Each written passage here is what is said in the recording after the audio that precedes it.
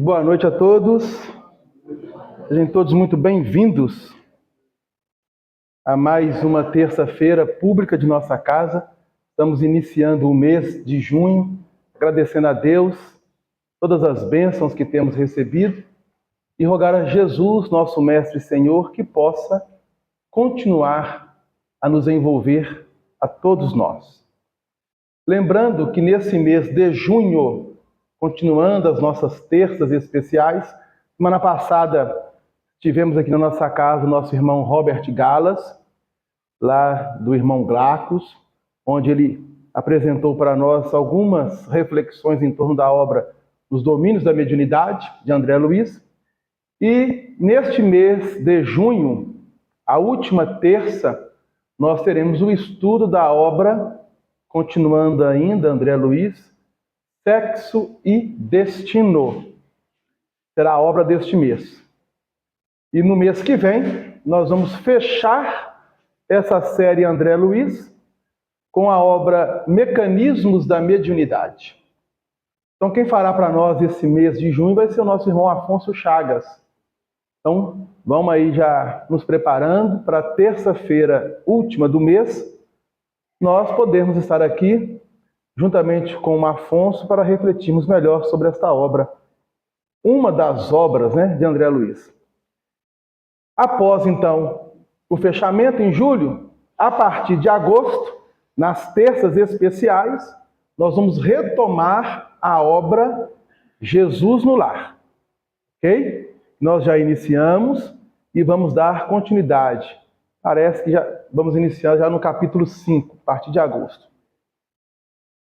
Lembrar a todos que a casa, neste sábado que se passou, que foi o quarto, nós fizemos a entrega não somente das cestas às pessoas assistidas, como também dos cobertores. Estamos já em outono, o inverno está se aproximando e estamos observando que a temperatura a cada dia está caindo um pouco. Deve cair um pouco mais. Então nós já fizemos essa primeira doação neste quarto sábado dos cobertores. E se porventura, gente, alguém ainda tiver algum cobertor ou alguma coberta, que já não usa mais, mas que esteja em bom estado, que cubra do frio, pode trazer, será muito bem-vindo, porque querendo ou não, sempre aparecem pessoas perguntando se sobrou, se não sobrou, se há algum cobertor, alguma cobertinha. Então, para que nós possamos estar disponibilizando esses corações. A campanha do quilo, ela acontece, como sabem, terceiro e quarto domingo do mês. Geralmente o Geraldo está à frente da campanha e sempre ele posta nos grupos do cantinho quando terá alguma coisa fora daquilo que está já na programação, tá? Então, quem quiser participar da campanha do quilo, é só estar aqui às 9 horas da manhã, aos domingos, terceiro e quarto, para podermos também realizar esse trabalho que é de fundamental importância para a casa espírita. E quem ganha é o tarefeiro, é aquele que sai às ruas levando a mensagem espírita com o coração aberto para, ao bater as residências, recebendo um sim ou não, uma cara fechada, uma cara aberta, lembremos que este trabalho não é nosso. O trabalho é de Jesus. Somos apenas colaboradores dele. Então nós vamos fazer a abertura com a obra Ideal Espírita, faremos a prece e logo em seguida daremos continuidade à obra O Evangelho segundo o Espiritismo. Capítulo 47, Ideal Espírita, por espíritos diversos através dos médiuns Chico Xavier e Valdo Vieira. Título da lição: Nota de Paz. Ouvistes oradores inflamados, advogando a causa da paz, sobre toneladas de pólvora, e anotaste a presença de supostos vanguardeiros do progresso, solicitando-a sobre montões de ruínas. Esperam-na, fomentando a desordem, e falam dela portando rifles. No plano maior, os poderosos alinham bombas e os fracos acumulam desesperos. Talvez por isso, em plano menor, muitos adotaram fórmula idêntica. Em sociedade, acreditam que a astúcia vale mais que a honestidade, e no campo individual, aceitam o egoísmo, a afeição de senhor, afirmam-se cultores da harmonia, concorrendo às maratonas da discórdia, referem-se à indulgência, disputando o campeonato da crítica, aconselham bondade, acentuando a técnica de ferir, e reportam-se ao mundo regurgitando o pessimismo, como quem segue adiante a engulhos da enxurrada e veneno. E a equação de todos esses desatinos será sempre a guerra. Guerra de princípios, guerra de interesses, guerra fria superlotando manicômios, guerra quente esparzindo a morte. Sabes, porém, com a doutrina espírita, que a consciência carrega consigo, onde esteja, o fruto das próprias obras. Não incensarás desse modo o delírio dos que apregoam a concórdia, incentivando o dissídio, a rebelião, a injúria e o desânimo. Trabalharás infatigavelmente pelo bem de todos, aperfeiçoando a ti mesmo, sabendo que caminhas em penhor de tua própria imortalidade para a exaltação da vida eterna, com a paz verdadeira, começando de ti. Emmanuel, através da mediunidade de Chico Xavier.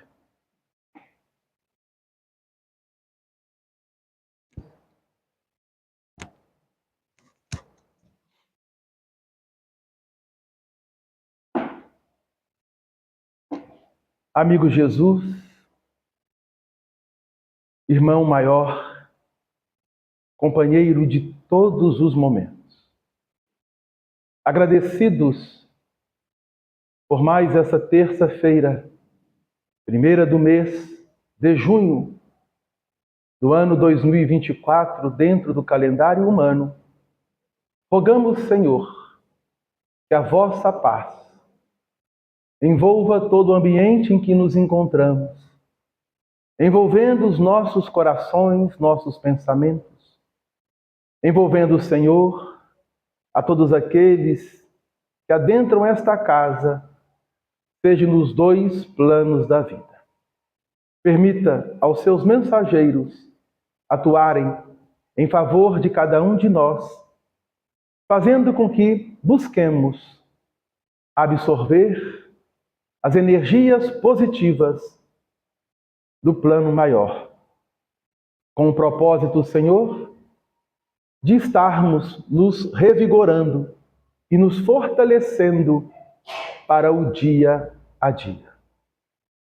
Que a vossa luz seja o guia a iluminar os nossos caminhos e que teu amor se faça presente em cada consciência, em cada coração desta humanidade. Nós estamos com Jesus, Jesus conosco está, nós estando com Jesus, contra nós ninguém estará, que assim seja.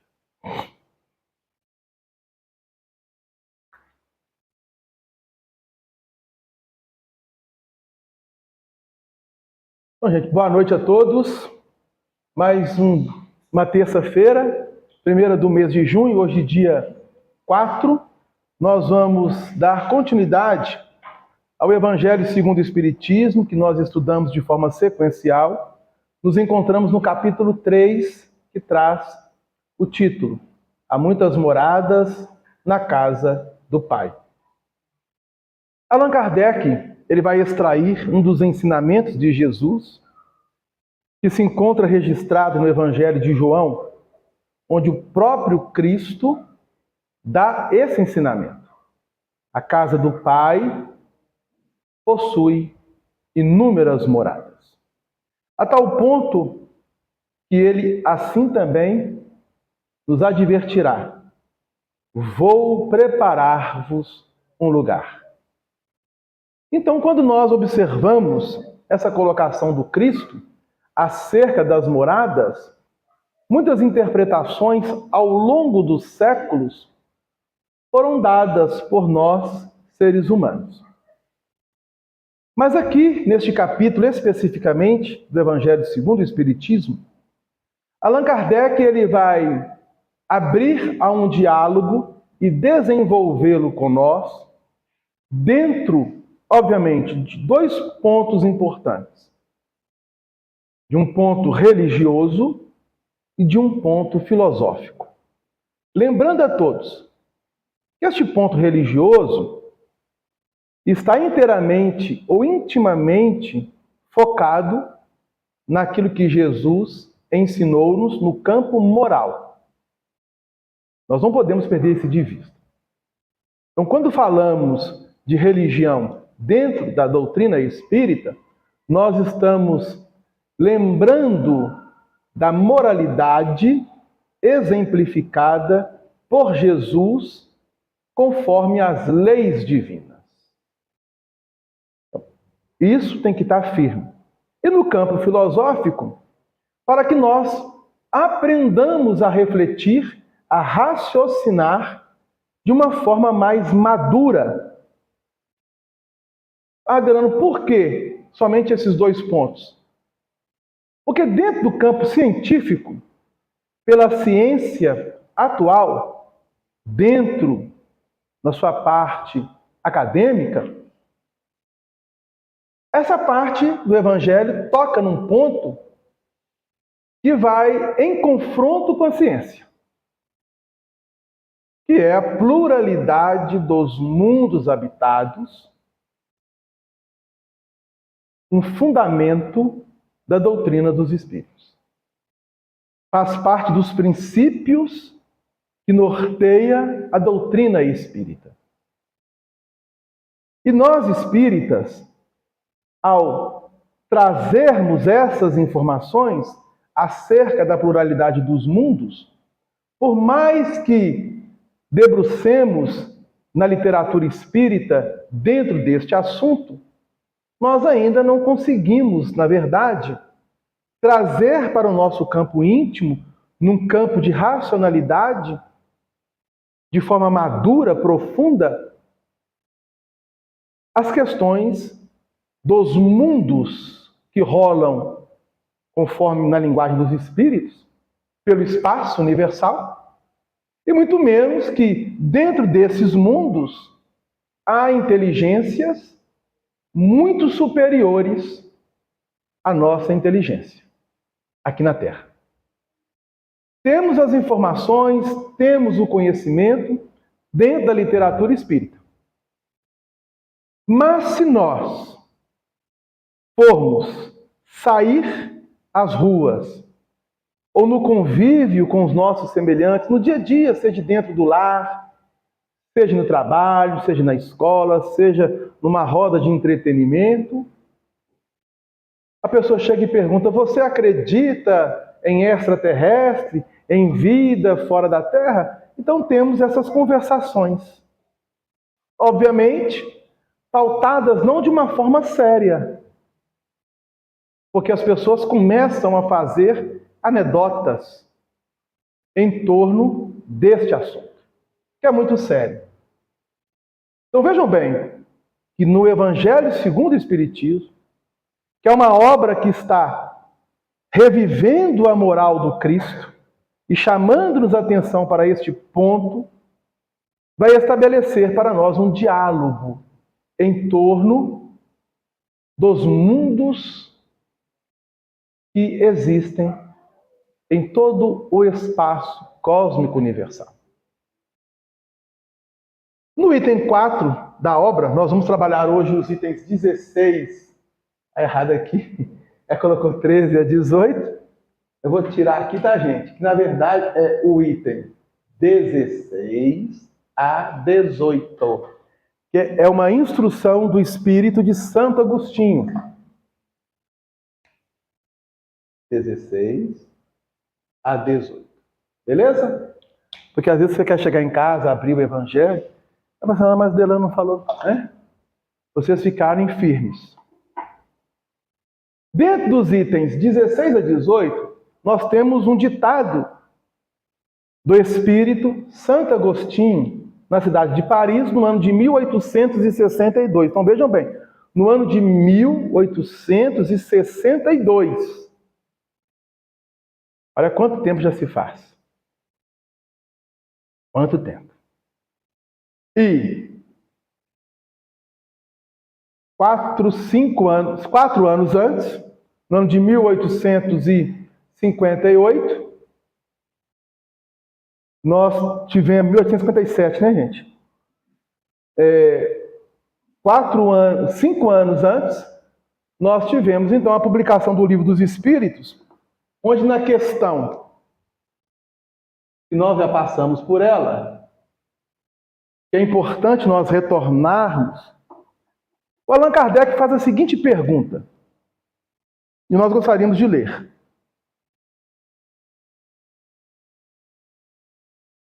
Olha que interessante. Todos os globos que circulam no espaço são habitados? A gente fala globo para não identificar com globos. É a mesma palavra, porém com pronúncias diferentes, né? Globo é a esfera. Globos está ligado à questão orgânica dos seres humanos. Então, não confundir globo com globos, ok? Todos os globos que circulam no espaço são habitados? Foi a pergunta de Kardec. Quando nós olhamos para o espaço, de dia, nós não conseguimos identificar muita coisa a não ser uma abóbada azul, em um dia lindo, né, de sol, os raios solares que chegam até nós, e lá longe aquela bola de fogo, né, vamos identificar assim, e às vezes a lua, né, no período que está amanhecendo ou no período que está anoitecendo, muitas vezes o céu ainda azul, de dia a gente consegue observar em algumas estações a lua chegando ou indo embora. Isso tudo se prende a um movimento que a Terra faz em torno de si mesma e em torno do Sol. Então, esse movimento da Terra, para chegar às concepções que nós temos hoje, foi uma luta gigantesca por parte de homens que, dentro da ciência, que foi atravessando os séculos, foram imprimindo, digamos assim, na humanidade essas informações, e até que essas informações fossem realmente aceitas pela humanidade, demorou-se um bom tempo. Então, olha que coisa interessante. Mas hoje, sabemos que há um movimento de rotação, que é a Terra movimentando em torno de si mesma, e de translação, a Terra movimentando em torno do Sol. Ponto.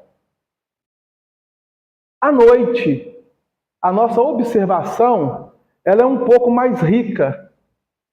Por quê? Além da Lua e das fases da Lua, porque o Sol não tem fases. A Lua tem. São 4 fases. Lua crescente, lua minguante, lua cheia e lua nova. E nós observamos, dentro das fases da Lua, como que a Lua vai se apresentando à nossa visão. Onde nós temos aí, dentro dessas fases, um grande movimento também. Além da Lua, temos as estrelas, que nós as vemos. Além das estrelas, podemos observar cometas que passam rapidamente. Então, olhar para o céu à noite, nós temos uma riqueza maior de detalhes que podemos perceber ao longo do dia. Tranquilo? E quando olhamos à noite, esse manto, vamos dizer assim, ao fundo, e as estrelas que salpicam, nós não raciocinamos que muitas dessas estrelas já não existem mais. Sabiam disso? Por quê? Porque o que nós estamos observando é a luz emitida por essas estrelas que está percorrendo o espaço e que chega à nossa percepção, pela nossa visão humana, no formato de estrela, mas nada mais, nada menos do que a emissão de suas luzes, e essas luzes transitando pelo espaço, onde muitas delas já não existem mais. Já não existem mais. Mas a luz está chegando. Essas informações está claro para a ciência. Como para a ciência também está claro que além do nosso planeta, que faz esse movimento em torno do Sol, existem outros planetas que fazem o mesmo movimento da Terra em torno de si mesmos e em torno do Sol. E até então, descoberto 9 planetas. Mas a ciência também descobriu que há para além, milhões de sistemas iguais, superiores ou inferiores ao nosso sistema solar, que está dentro de uma via que é denominada Via Láctea, porque ao ser fotografada pelos objetos tecnológicos da própria Terra, tem-se uma ideia de uma via de uma forma leitosa, esbranquiçada, por isso chamada Via Láctea, por nós, seres humanos. Pois bem, igual à Via Láctea, há milhões e milhões de vias iguais, superiores ou inferiores a ela. Então, quando Kardec pergunta: todos os globos que circulam no espaço são habitados? Resposta: sim. E o homem terreno está bem longe de ser, como acredita, o primeiro em inteligência, bondade e perfeição. Há, entretanto, homens que se julgam espíritos fortes e imaginam que só este pequeno globo tem o privilégio de ser habitado por seres racionais. Orgulho, vaidade. Creem que Deus criou o universo somente para eles. Então, essa é a questão 55 do Livro dos Espíritos. Aqui no Evangelho segundo o Espiritismo, como dissemos, Kardec vai desdobrar dentro do ensinamento do Cristo, relatado pelo evangelista João, que abre o Evangelho segundo o Espiritismo neste capítulo 3. As moradas. Logo após, Kardec vai apresentar algumas interpretações que nós podemos dar acerca das moradas. Mas depois, ele vai abrir justamente, conforme dissemos, o diálogo para os mundos que rolam. E ele vai nos apresentar de forma didática, para a nossa compreensão, 5 características de mundos. O mundo primitivo, o mundo de prova e expiação, o mundo de regeneração, o mundo feliz, o mundo celestial ou divino. Bom, é interessante essa questão porque podemos fazer uma analogia da categoria dos mundos dentro da escala espírita, que está iniciando o estudo da mesma aqui, às terças-feiras, com o Livro dos Espíritos. Então, quanto mais puro é o espírito, ele vai estar em um mundo proporcional à sua elevação. Quanto mais inferior o espírito, ele necessitará estar em um mundo de acordo com a sua evolução. E a escala espírita, ela vai nos ajudar também a entender essa classificação dos mundos, pela categoria apresentada aqui no capítulo 3 do Evangelho segundo o Espiritismo. Só que Santo Agostinho nos chama a atenção para os mundos de regeneração.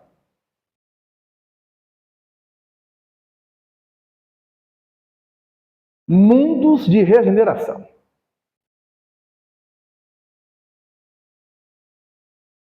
Eu vou fazer uma pergunta, não precisam responder e nem ficar acanhados se alguém já sabe. Alguém já viveu em um mundo de regeneração? Alguém sabe como é que é viver em um mundo de regeneração? Olha para você ver que coisa interessante. Porque nós estamos presos ainda às provas e expiações, não é verdade? Então olha só que Santo Agostinho nos chama a atenção. Entre essas estrelas que cintilam na abóbada azulada, quantas delas são mundos, como o vosso, designados pelo Senhor para expiação e provas? Então ele está nos informando que a Terra é ainda um dos mundos de expiação e provas, provas e expiação, e que há outros mundos também de provas e expiações nessa imensidão do espaço universal. Então, nós não somos apenas e de forma exclusiva provas e expiação e está somente conosco, não. Existem muitos outros mundos. Mas há também entre elas, essas estrelas, mundos mais infelizes, isto é, mais primitivos que a Terra. E melhores do que a Terra. Como há mundos transitórios. Eles chamam particularidade. Mundos transitórios. Em O Livro dos Espíritos, ele toca nessa parte, mas ele não aprofunda.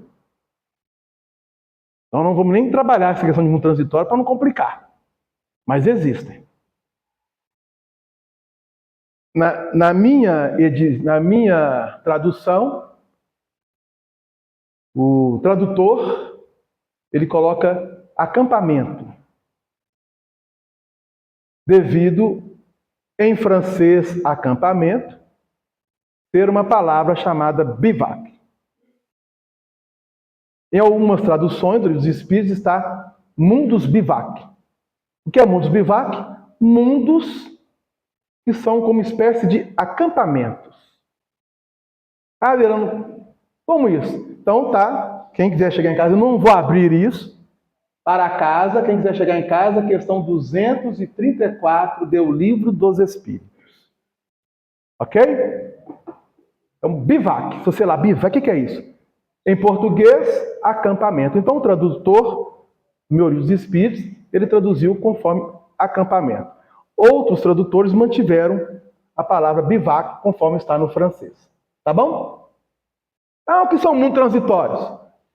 Questão 234. Depois vocês vão lá, leem, vão se informar o que significa. Cada turbilhão planetário, girando no espaço, em torno de um centro comum, arrasta consigo mundos primitivos de provas, de regeneração e de felicidade. Olha o que ele está trazendo.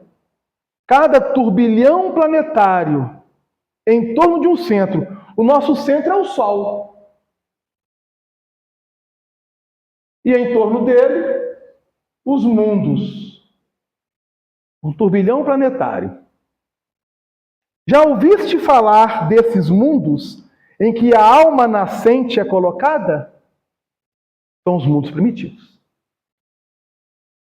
Ainda ignorante do bem e do mal? Então nós temos uma explicação de cunho religioso, conforme eu disse no início, no primeiro livro da Bíblia Sagrada, no Velho Testamento, a Gênesis. Ou Gênesis. Bom, no item 17, ele diz assim: os mundos regeneradores servem de transição entre os mundos de expiação e os felizes. Então, o mundo de regeneração está no meio dos mundos felizes e do mundo de provas e expiações. A alma que se arrepende, neles encontra a paz e o descanso, acabando por se purificar. Sem dúvida, mesmo nesses mundos, o homem ainda está sujeito às leis que regem a matéria. Então vejam bem, nos mundos de regeneração, nós ainda estaremos sujeitos às leis da matéria. A humanidade experimenta as vossas sensações e os vossos desejos. Teremos ainda sensações e desejos. Porém, um detalhe importante. Ele vai dizer assim: mas está isenta das paixões desordenadas que vos escravizam. Então, nós ainda estamos presos realmente a paixões e, por intermédio delas, muitos de nós temos sucumbido. Neles não há mais o orgulho que emudece o coração, a inveja que o tortura e o ódio que o asfixia. A palavra amor está escrita em todas as frontes. Uma perfeita equidade regula as relações sociais. Todos manifestam-se a Deus e procuram elevar-se a Ele segundo as suas leis. Então, Santo Agostinho está nos dando uma ideia de como é um mundo de regeneração. E nós, espíritas, além de sermos agraciados por essas informações desde o ano de 1857, com a publicação do Livro dos Espíritos, questão 55, desde o ano de 1864, com a publicação do Evangelho segundo o Espiritismo, para trazer a nós uma ideia acerca da pluralidade dos mundos, nós tivemos uma contribuição muito grande da espiritualidade para trazer para nós de forma mais direta o funcionamento de um mundo de regeneração. E nós passamos assim, despercebidos. Posso pagar aqui? Hã?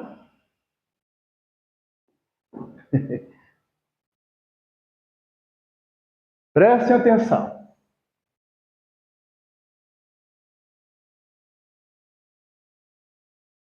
A obra Nosso Lar, ditada pelo Espírito André Luiz ao médium Chico Xavier, ela vem trazer para nós uma ideia de uma sociedade que está trabalhando em si mesma o processo regenerativo. Então, qual que é a ideia da espiritualidade? Que nós, ao desencarnarmos, vamos para o nosso lar? Ou para cidades espirituais tais como o nosso lar?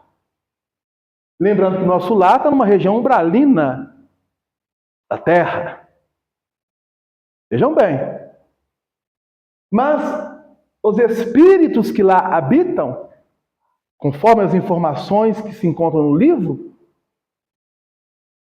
estão num processo de aperfeiçoamento cada vez mais crescente, porque estão aprendendo a domar as suas paixões.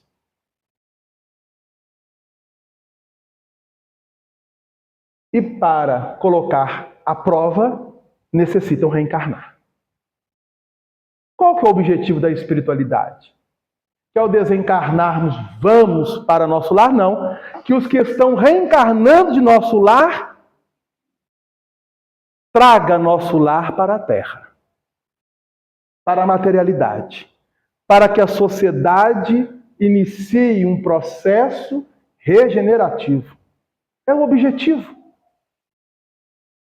Ah, Delano, mas como fazer isso? Precisamos ler a obra, estudar a obra, conjugar a obra com o ensinamento espírita e vamos observar dentro da obra Nosso Lar como que os espíritos, em especial aqueles que estão ativos no trabalho, conversam, falam, agem, mostrando em cada detalhe, dentro da narrativa de André Luiz, como que nós, espíritas, desde agora no plano físico, devemos nos comportar. É um chamamento da espiritualidade. Porque se eu aspiro a estar em um mundo de regeneração,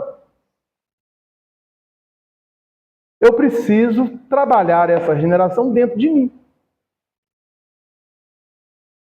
Então não precisamos sair da Terra para irmos a mundos regeneradores se nos espaços espirituais da Terra, colônias já se encontram num processo de regeneração, onde procuram fazer com que os seus habitantes, ao reencarnarem, trabalhem, semeiem essa ideia no plano físico.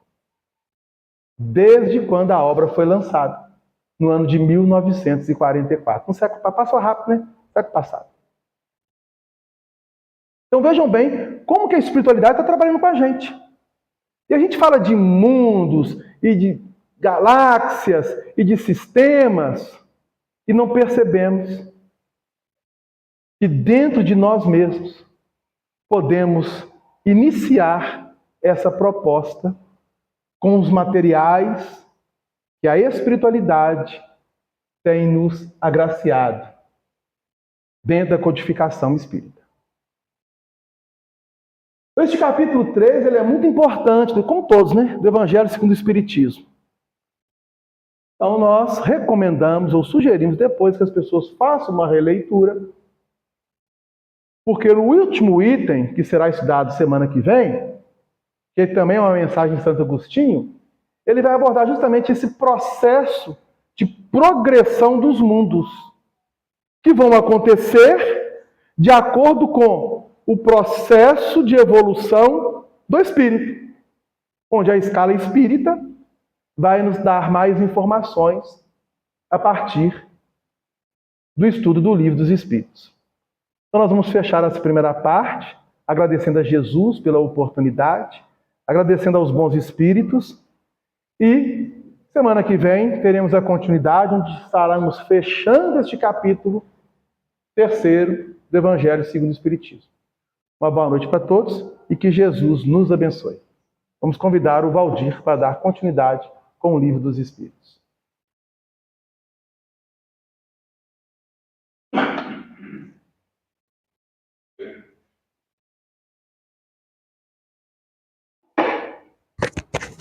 Beleza? Sumido? Eu não estava internando esse cara. Praticamente, né? É, Vou pegar ali. totalmente. Vou só antes de começar, pegar a sua água.